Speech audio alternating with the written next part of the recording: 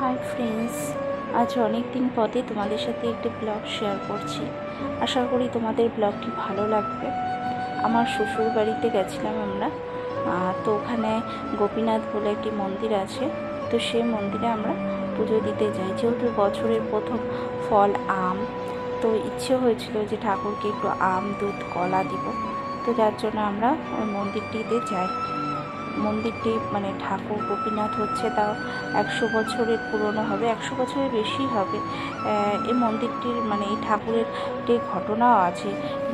আমার ঠিক মনে নেই ঘটনাটি, পরে আমি শুনে তোমাদের সাথে শেয়ার করব।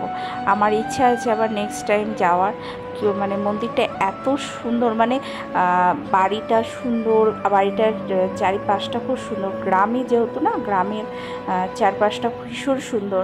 অ্যাকচুয়ালি বাড়িটা হচ্ছে অনেক মানে কোনো রাজার কোনো কিছু একটা হবে, তো যার জন্য বাড়িটা না মানে বাড়িতে কেউ থাকে না বলে মন্দিরটা বেশি পরিষ্কার পরিচ্ছন্ন নেই। মানে ঠাকুরমশাই যতটা পারেন উনি 3 বেলা ঠাকুরকে দেয়, যার জন্য মানে একজন ছেলে মানুষ যতটা পারে সেই হিসাবে করে। যত হোক বাড়িতে যদি বাড়ির লোক থাকে তাহলে বাড়ির লোক থাকলে মন্দিরটাও পরিষ্কার পরিচ্ছন্ন থাকতো, কিন্তু ভীষণ সুন্দর। তো আমি আবার নেক্সট টাইম আমার যাওয়ার ইচ্ছা আছে, তখন যদি যাই তখন আমি তোমাদের সাথে শেয়ার করব যে এই মন্দিরটির ঘটনাটা।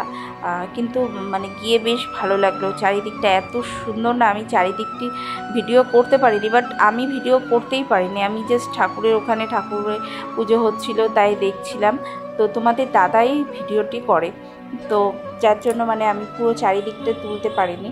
মানে আমি জাস্ট ঠাকুরের ওখানে গেছি, মানে আমি ঠাকুরেরই সব জিনিস আমার ওরকমভাবে না আমি মানে টাইম পেয়ে উঠি না যে ব্লগ এইটা ওইখানে গিয়ে ভিডিও করব, যার জন্য হয়ে ওঠে না। যাই তো সব জায়গায়, বাট সেরকমভাবে ভিডিও করার মতো না মানে সেই আর মনোভাবটা থাকে না।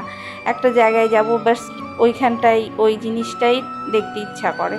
তো এখন আমাদের পুজোটা দিবে, আমাদের পুজো দেওয়ার পরে ঠাকুরমশাই যেটা বাড়ির তরফ থেকে যেরকম রেগুলার খাওয়ার টাওয়ার থাকে সেটা দেবে ঠাকুরকে। তো এই যে আমাদের তরফ থেকে আম, দুধ, কলা দেওয়া হয়েছিল, তো যার জন্য মানে ওই দিয়ে তারপর আমরা চলে আসি। তোমাদের যদি আমার এই ভিডিওটি ভালো লাগে তো একটা লাইক, সাবস্ক্রাইব আর কমেন্ট অবশ্যই করো, পারলে একটু শেয়ার করে দিও যদি তোমাদের খুব ভালো লেগে থাকে। আমার পাশে থেকো।